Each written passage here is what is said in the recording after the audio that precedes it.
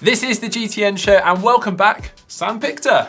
Thanks for having me, Mark. Good to be back. Thanks for coming in, Sam. So if you haven't watched one of our recent videos with Sam, he is a newly turned pro triathlete and recently won the Outlaw Half Triathlon, which is a big middle distance race in the UK. And you're a flipping handy runner. Thanks, Mark. But yeah, you have just recently turned pro. So what is your first pro race? First pro race is going to be Edinburgh 70.3, so that's the Ironman branded race. There's a big field there as well. It's a big field. I think Will Clark's might be eyeing it up, we'll see. But yeah, there's certainly a few triathletes turning up. So how, going through getting your pro license, obviously that's quite a hard process. What do you have to do to get it? Where did you get your pro license from? Yeah, so I've been chasing it for a while. It was, off the back of the Outlaw, winning at the Outlaw Triathlon, that certainly helped. Then using Weymouth at the end of last year, got a good result there. British Triathlon sort of look at how close you are to the winners of these races. It's like 8%? 8%, that's right. So 108% within the winner's time. And quite handily, Outlaw Half, you beat a couple of pros. So I think that says enough, really. That always helps, yeah. It was really, really good feeling to get there. Brilliant. Well, it's great to have you here today because you might have noticed we don't have Heather here today because I'm not the only one that goes on holidays.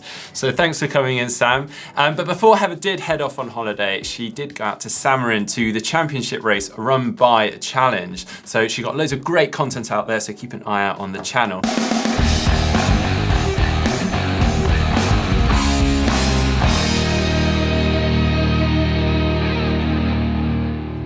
But one thing that really did catch my eye at that race was the customization some of the athletes were going to, and in particular, I'm talking about the one-by system. So what I mean by that is basically a single chainring setup at the front of the bike, completely removing their small chainring and their front mech. So we're going to be talking a little bit about that today. Yes, we've also got Alistair Brownlee and Flora Duffy out of WTS Leeds. We've got an insole of your trainer with artificial intelligence. I'm looking forward to that. And we've got Zwift training plans.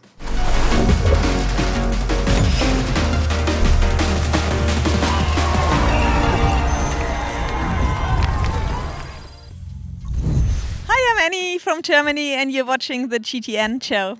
Right, let's chat about the championship race at the weekend. And Heather is actually going to be bringing the results to that later on in the show. But the bit I'm interested in for now is some of the setup choices by the athletes in the race. That's right. So Challenge Samarin was a fast and flat course, so it really lent itself for athletes to trial the one-by system. Yeah, it's all about aerodynamics, going fast. So some of the athletes just got rid of their small chainring altogether. They didn't need it because it's a pancake flat course. We saw it on Andi Drietz's bike, Kim Morrison's bike, and Anthony Costes' bike. There may be more, but they're the few that I spotted on social media. And we actually saw Andi Drietz in the flesh. So there's a pro bike of that coming soon. And the idea is you're simply improving aerodynamics and reducing friction. That's right. So it does make complete sense. And we're seeing it more and more in triathlon now because these courses are getting faster and flatter. Some of them anyway. And so removing that front mech is and the small chainring, just really improving the aerodynamics. Yeah, and we actually saw from our recent video with Matt Bottrill, he suggested it was somewhere in the region of 2 to 3 watts in terms of watt saving by sort of the friction through that front mech. And another thing it really can help with, and you see it, well, with Andi Drietz, I know he had a 58 tooth big chainring. So increase the size of that single chainring they've got on the bike. And then that allows a better chainline efficiency. And what I mean by that is, say you had a smaller big ring on your bike, say a 52 tooth or 53 tooth, you may end up on a pancake flat course in a 53/11. So the chain is under quite a lot of stress, going through quite a tight angle. Increase the size of that big ring to a 55 tooth, 56 tooth, 58 tooth. You can then start sitting in the middle of that cog. So the chain is pretty much running straight and smooth, and that reduces any friction. So what you're saying is you need to be careful which course you're using this on. Yes, so if you are racing some of the hillier races, Mallorca 70.3, Lanzarote. probably don't want to do the one by system unless it's a small, big ring. Because you'll find yourself putting out too many watts just to get up the hill. Yeah, so you'll still want the two by system, but I really do think the one by system is a really, really interesting option. I'm definitely interested. I've never done it. Have you tried it? I haven't, but I love the look of it. It does look good, doesn't it? It's so simple, and it just, getting rid of that front mech makes the bike look beautiful. Yeah, I mean, we've seen it on mountain bikes, cyclocross bikes already. I want to give it a go. So I'm actually interested to hear from you guys what you think by the one by system. If you think it's the future for triathlon, for the flatter courses, give it a yes or a no in our poll, and you can enter that by clicking up here. But now for last week's poll, and Heather asked, how far is it to your nearest swimming pool? And the results are in. That's right, and 19% of you in 4th place said 2 to 4 miles. Yeah, and in 3rd place, it was 4+ miles at 20%, so very close. In 2nd place, 23% of you said 1 to 2 miles. And then the winner was 0 to 1 miles with 37%. That's not bad, is it? A lot of people living very close to their pool. Very convenient. I think people are purchasing houses based on how far they are from a swimming pool. How far are you from yours? I am about an 8-minute walk. Oh, nice. So you fall in that category. Yeah, 0 to 1 miles. How about yourself? Yeah, I'm the same, but mine is at the top of Mahusive Hill, so I won't be walking it anytime soon, especially the time of day I have to swim. So, yeah. Easy on the way home. Yeah, exactly. Right, starting off the news this week, and it's some slightly unusual, maybe not the best news. It was to do with Ironman 70.3 Rally and the electronic traffic boards.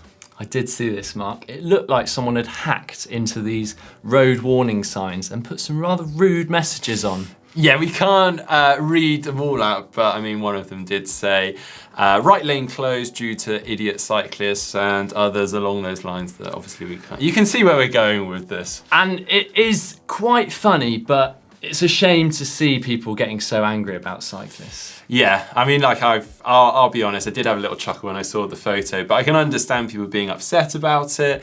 Personally, I think they could just been a little bit more inventive with it and perhaps picked out some of their friends and given, personal friends abuse. Yeah, or a bit of encouragement.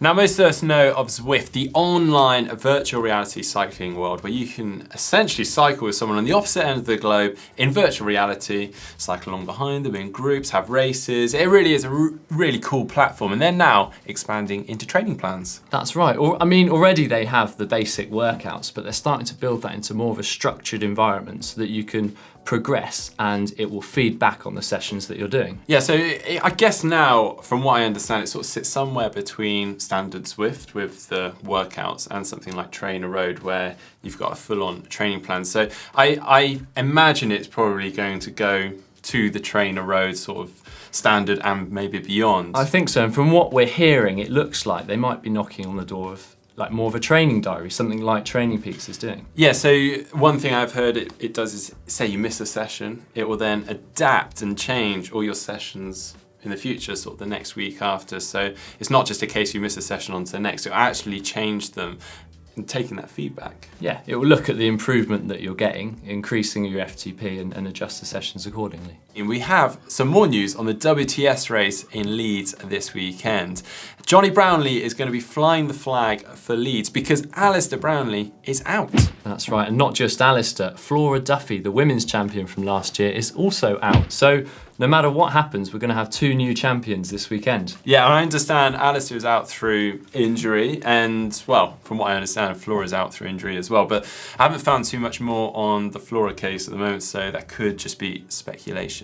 But I mean, whatever way, it is going to be a super exciting race to watch. That's taking place on Sunday in Leeds. That's right, and tomorrow we've got the mixed relay. And I don't know if you've seen much of the mixed relay, but it is an exciting race to watch. Yeah, I mean, it's like an hour or less of just action. It's very intense, and what's going to make it even better is it's the start of qualification for Tokyo. Yeah, so we've got 19 teams battling out with 4 members in each team, 2 female, 2 male.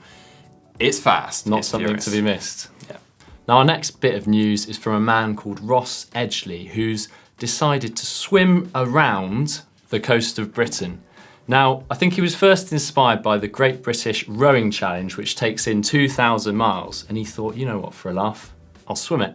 That's absolutely nuts. I mean, it's notoriously one of the hardest bits of coastline to navigate around because of the unpredictable tides and just the conditions, particularly around the Irish Sea. I mean, it's not the first time we heard this guy's name, because he did actually do a triathlon where he carried, well, not just a log, it was a tree trunk around the whole race. I think we need a few facts and figures. Okay, come on then. So the Great British Swim in numbers. So he is going to be taking on 1 million calories throughout his 100 days while swimming. So averaging around 10,000 to 15,000 calories a day. I don't know how many pizzas that is, but that sounds like a lot. That's a lot of pizzas. And as we said, that's 2,000 miles around the coast of Britain. Yeah, so that works out around 30 to 50 kilometers that he'll be swimming daily. So that obviously, working the maths there, it would mean that he's taking a couple of rest days throughout. I mean, 100 days, you can't swim every day. We'll give him that. And he reckons he'll be swimming 2.5 million strokes. That's assuming that he goes perfectly straight. I hope to he's the right point. Practiced his sighting. Yeah, I mean, best of luck to you, Ross. And we understand actually he started on the 1st of June, so he must be well into it by now. So he's a good few days into the challenge. So best of luck to you. Now for Hot or Not. And this week we have the SRM Power Meter pedals. Now we know SRM for, well, they're very accurate power meters. They're normally crank-based, but these are their first pedal-based pedals, and they're called the Exact. Yeah, it's always good to see new products on the market. Hopefully it will improve quality and a bit of competition with other competitors. Yeah, I mean, there's so many power meters coming on the market these days. And these are actually being designed and made with the company Look, so Look pedals, so you can use your Look cleats with them, nice and easy. And they've actually got 3 options available to you. So they've got a dual-sided pedal, so you can get one left one and right one, which work together, and their head unit. And that comes in at a price of €2,179. Then you can get the dual Exact without the head unit for €1,399, and then just the single, which comes with 1 power meter pedal and then one that they call an empty unit, and that comes in at €799. Yeah, so the pedals, as we said, are called the Exact pedals. They are given a weight of 155 grams per pedal, which... Yeah, not bad for a power meter. Not bad at all. Yeah, so, really good. So what do you reckon on this one? I think a new product on the market that's hot. Summer is coming, so it's time to dust off your swim trunks and hit the seaside. I'm going to stop you there, Mark. A recent survey shown that tight swimming shorts are the most hated item of clothing in the UK. Oh. Yeah, a recent study by YouGov found that 74% of women dislike the tight trunks. And only 13% of the 3,277 people asked said that they like them. I really like my trunks there. Yeah, I'm not too... Yeah, I'm a fan of the tight trunks.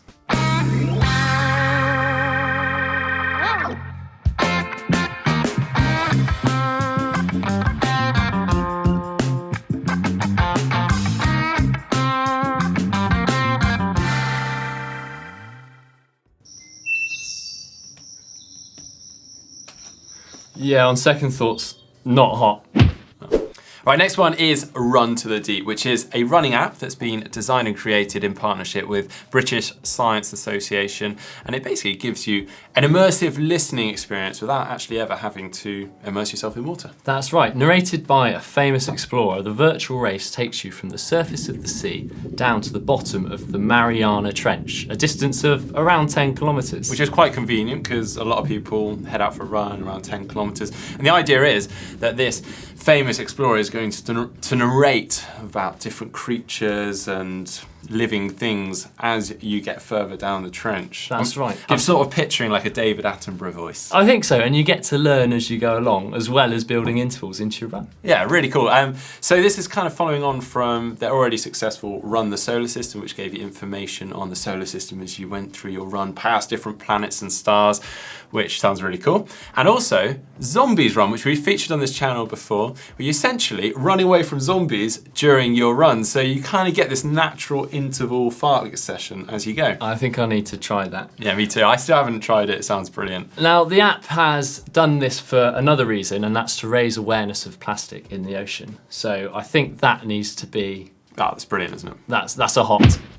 Next up, we have the Arion Artificial Intelligence insole. Now, these are a cool bit of tech. They're a thin layer that sits underneath your insole, and they give you detailed feedback on your running. So they look at your forefoot strike, your heat map of your foot, and stride length, all of this. So just so you can build up a picture of how your running's looking. So this is really useful, I guess. If you're out for a run, you start building up all this information as you're out running as to how you land, whether you're heel striking, midfoot, forefoot, if you're rolling through in weird ways on your foot. So you can really start to improve your technique and efficiency. Exactly. It gives you feedback as you go, and then after your run you can upload if you've had any niggles or any injuries, and it will adjust it. So it can help prevent injury, really. Yeah, so I understand that you can, through its pod, you capture all this data, upload it to your device after your run, but actually through some smartwatches, you can get their companion app and actually see some of this data in real time as you're going, so you get almost like a heat map of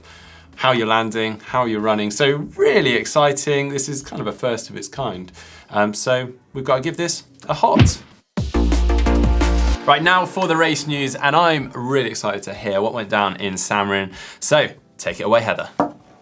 Yeah, thanks, Mark. It's been another exciting and full-on weekend of racing, both here in Sam and the rest of the world. But as I am still here, as you can see, I'm going to start with this weekend's racing from the Challenge Championship. Now, we had the defending champions in both the men's and the women's returning, some fierce rivalries and a really stacked field. Well, starting on the men's side, it was the defending champion, Lionel Sanders, who took the win again. Again, it was runner-up Sebastian Keeney for a second year in a row. But then in third place, it was a relative newcomer, Fabian Angert, who finished third. But I think we should hear from the race winner himself, Lionel Sanders. Cool. Well, Lionel, congratulations. You have just won the Challenge Championship. Can you talk us through your race? Yeah, thank you. Well, started with a terrible swim. It was found out like 40 minutes before it would be non-wetsuit, which of course strikes fear in the heart of the weak swimmer. And admittedly, I lost a mental battle, and it struck a bit of fear into me. And then I walk out to the water, and I see that the current's coming this way. That's the way we're going into first, and the wind's coming this way. There's a little bit of bumps into it. And I said, "Oh, you gotta shorten that stroke. Take a real choppy short stroke." And I took that to a whole new level. I think probably had the 100 strokes per minute, new personal best stroke rate for the entire swim, and I probably got like 4 inches per stroke of distance. Wow. Yeah, and it was really disappointing, the swim. But anyways, I'm a believer that you play the cards that you're dealt, whether you dealt them to yourself or not. I like that one. And so I had to put together. I knew it was going to come down to the run, and so I had to bike as steady as I could. I knew it was a long shot that I'd even be able to catch the front of the race. So I did that. I think I went through the hour averaging 353 watts, and I went through the finish averaging 354. So that's about as steady as you can go. And how did the bike play out with the others, and who are you seeing at different points, and how was the mental game going in your head? Yeah, and I never really entered the dynamics of the race at all, really, until deep later into the run. The only guy I knew who probably swam front pack, who I caught, was Michael Raylard. I caught him maybe about 70K or so. And I saw Anthony Costes out in the distance because I could recognize his red suit, but he was actually started to put time into me. And so I took solace that we had a 20-meter draft zone and that it was a fair race and that those guys weren't sucking wheel and weren't sucking motorcycle wheel. And from talking to everyone, it was a very fair race from that standpoint. And so when you have forced the bike, and they all biked really hard, and when you're forced to do it on your own, well, your run legs are going to suffer, as you'd expect. And so I think I biked pretty smart, and so I had good run legs. Yes, well, it was a bit more of a clear-cut victory on the women's side for the defending champion, Lucy Charles. Second place went to Germany's Annie Haug, and then in third, it was Radka Kalfeld. But we're going to speak to Lucy to find out a little bit more of how the race panned out.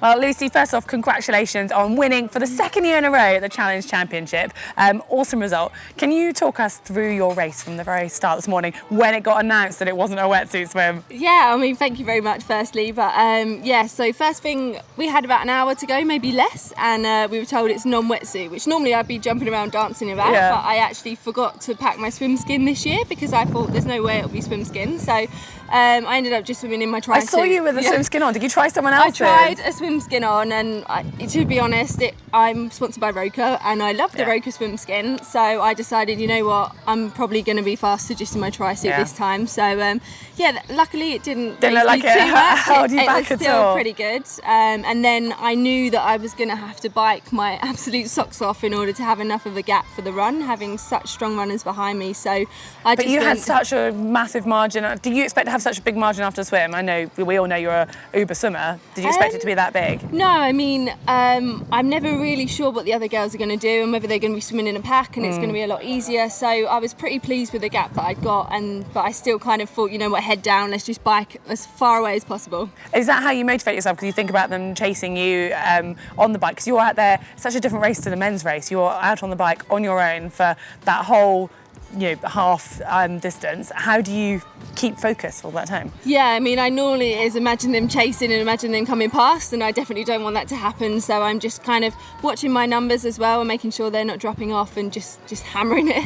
And you set out on the run still with that big lead. How were you feeling then, and how did the rest of the race finish? Yeah, I felt surprisingly good actually, considering I'd biked really, really hard. I knew I had about 7.5 minutes from Anne Hawke, who is a phenomenal runner. So I was thinking, is it enough? It might be enough, but I know what sort of time she can run. So I kind of just knew I was still going to have to run my best ever run, which I managed to do. Did you? Even after was it your best bike as well? Or? Yeah, I think best bike, best run, not a bad swim. So wow. Yeah, it's probably definitely one of my best performances to date. Well, now let's have a look at Xterra Portugal. And Brigitte Poor had a strong start to the day. She had a 30-second lead after the swim on Carina Valls and then managed to open that up over the technical bike course. And Valls just said she didn't quite have the legs after her win at Xterra the week before. So it ends up being Brigitte Poor for the win, Carina Valls in second, and then Eva Gracia Gonzalez managed to move up from fourth to third, even though she had a fall on the bike. But on the men's side, it was the main pack in the swim that actually consisted of the three eventual podium finishes: Rui Delors, Peter Lehrman and Ruben Rizafa. But it was midway through the bike leg that Ruben Rizafa made his move, and he ended up coming into T2 with a 6-minute lead ahead of the chasers. And Ruben Rizafa went on to take the win, but then it was a battle between Peter Lehrman and Rui Delors on that run. They came into T2 together, but Peter Lehrman had the stronger legs to finish in second. It was Rui Delors who finished third in his home country of Portugal. Well, there were a few big names missing from the Challenge Championship, none other than Jan Frodeno and Patrick Lange, who battled it out at the Ironman 70.3 in Krakow. Well, Frodeno did lead from the swim through to the finish, but he was joined by his teammate Nick Castelline just 2 seconds behind him on the swim, and they cycled together until about midway when Frodeno made his move and he opened up a gap and had over 4 minutes 30 going into T2. Well, Nick Castelline remained in second coming into T2, but he was being chased by a big group who were just over 20 seconds behind him. And that included the Uber runner Patrick Lange, who by the 14k mark managed to move up into second place. But Jan Frodeno had too much of a lead and he ended up taking the win by over 6 minutes. It was Patrick Lange who finished second, and then third it was Nick Castelline. It was more success for Germany on the women's side as well. Laura Philipp had a little bit of work to do after the swim, but with an incredibly strong bike, she ended up being in the lead going into T2 by over 6 minutes, ahead of fellow countrywoman Daniela Samler, and then 6 minutes behind her, it was Yvonne van Vlerken. And no changes happened in the position in the run, but Laura Philipp did get the fastest bike split and the fastest run split to win by over 10 minutes. It was Daniela Samler in second, and then Yvonne van Vlerken finished third. We're now over to the inaugural Ironman Subic Bay in the Philippines, and it was a dominating performance by Liz Blatchford, who's recently returned to competing after giving birth, and she's been struggling with a bit of an injury, but that did not show. She led from start to finish and ended up taking the win by a whopping 18 minutes in these hot and humid conditions. Second place, it was Dimity Lee Duke, and in third, it was Simone Mayer.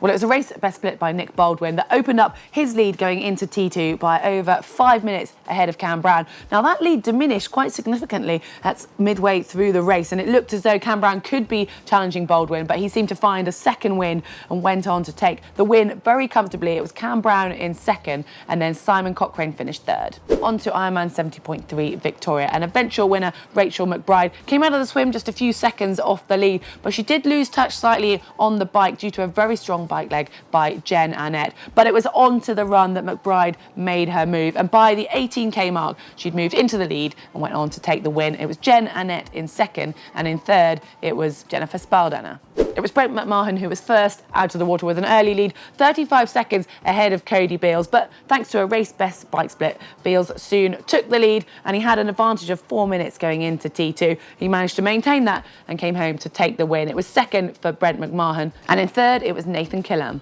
Well, our final race this week was Escape Alcatraz, and much to the organisers and the athletes' delight, it was back to its full format after last year when the swim had to be cancelled due to poor weather conditions. And it was actually the extreme opposite. It was incredibly still for the swim, made for very fast swimming conditions, and Sarah Haskins took advantage of this in the women's side. She had a 90-second lead coming out of the swim, but this actually got seriously diminished because apparently when it came to the mounting line, she got onto her bike a little bit too soon, so the back wheel wasn't quite over the line. And this meant she had to have a minute's penalty in T1, but it didn't hamper her. She went on to take the overall win.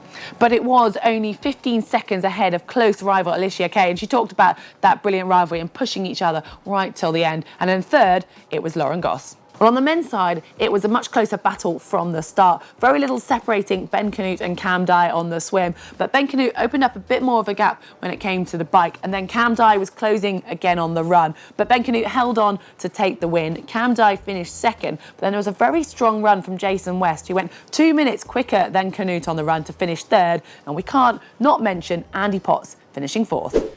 Right, also to add to that, we had ITU Calgary World Cup this weekend as well. So in the women's race, it was Lucy Hall that led the swim out. No surprises there. She was joined by Fuka Sega. They had about a 10-second gap over 4 other women, including Emma Jeffcoat and Alice Beto. And then just a little further back, they had a larger group of women behind. Actually, onto the bike, a couple of those women in that large group managed to bridge their way up to the leaders. So it's about a 10-woman strong group coming into T2. And it was Steinhauser that managed to push away early on, but it all came down to a sprint finish between 4 of them. And it was Lisa Patera that took the win. It was Taylor Spivey that took second, and in third, it was India Lee. Over to the men's race, and we had Raoul Short open a 9-second lead on what was quite a choppy swim.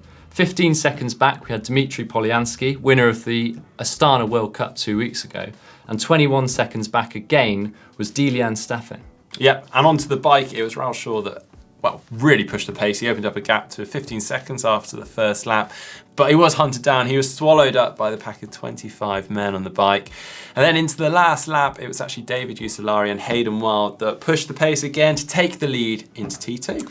So Wild and Usolari were out front. Staffen came in a few seconds behind and quite a few places behind, but he attacked the run, worked his way forward and kicked in the last 200 metres to take the win.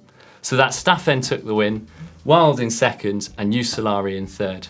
Yeah, but actually one that we should really pick up on today. We have mentioned about the emerging talent from Britain in Alex Yee with his running.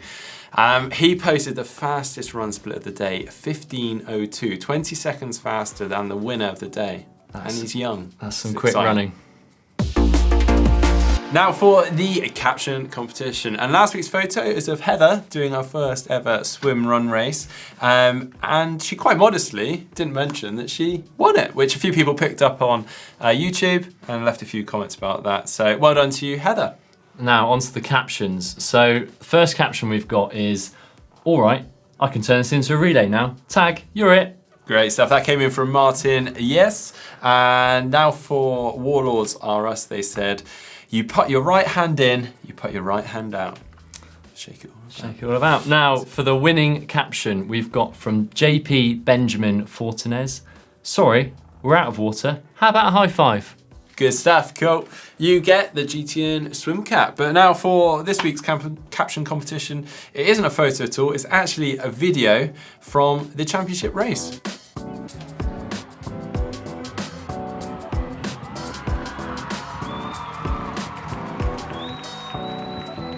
Well, that was a pretty funny scene. Yeah, I mean, I wonder what the conversation was. It was a good opportunity for Sanders to say to Keenly, you've really bottled it again. Oh, I don't know if you want to be saying that to Keenly. Yeah, hopefully he doesn't watch. Good luck, mate. Good luck. Well, you can enter the caption competition by leaving your captions in the comment section below. Now for GTN Tribe, and this week we're heading to Sam's Club. That's right. So I'm part of the BAD tribe, which is Bristol and District Triathletes. Based in Bristol, we've got over 700 members. Massive. Of which 150 are juniors. Nice, fantastic. Yeah, it's a really good junior scene. Actually, you sent through a few bits of info on your club. So I understand you've got, your youngest member is 8 years old doing triathlon. 8 years it's old. Crazy. And then your oldest is 71 years old. Yeah. So there's good Amazing. variety, good across the whole club. There's around 20 sessions a week, and they've got a couple of dedicated junior sessions, which is really good. Cool, so how many sessions do you go to? Yeah, loads of sessions, you know. 2. Yeah, 2. Okay. So you just swim with them at the moment? I swim with them, yeah. I get early morning sessions. Cool. It's good to swim with a club though. Yeah, and I understand you've got everything from first timers through to age group world champions and, it says here, a few first year pros. Yeah. Nice, cool, you're famous. The best thing I think though is 30% of the members when polled completed their first ever triathlon this year. Brilliant. Oh, that's really cool. Real growing club. Great stuff. And the club also runs the Bristol Harbourside Triathlon, which is quite a big event in the UK, which is surprising because you have to swim in the Harbourside in Bristol, which doesn't really appeal to me. Yeah, we swim in there. We don't drink the water. Yeah. So you've done that yourself before? I have done that. Yeah, that was good fun. And they also run the junior triathlon once a year. Brilliant. It's got some really cool kit. It's very, I mean, I always notice this kit when I'm at events. It stands out, bright red kit. And there's yourself as well with a few members from the club. And then we've got some juniors there with all the other members. Great stuff. So if you would like to get your club involved in the GTN tribe, just send it in over Facebook with a few photos. As Sam did, a bit of information on what your club does, any events that's going on, or just send it in with a few photos over Twitter using the hashtag GTN tribe. Well, that's it for the GTN show this week. Thanks so much for joining us, Sam. Thanks for having me. We've got loads of great videos coming up soon, particularly from the championship event with Heather. We've got Andi Drietz's bike coming this weekend and a very exciting video with Lionel Sanders in the pipeline very soon. If you want to make sure you don't miss those videos, you can click on the globe and subscribe. And if you want tips on how to get into swimming for your first triathlon, click down here. If you'd like to see our tri-suit versus wetsuit video, just click down here.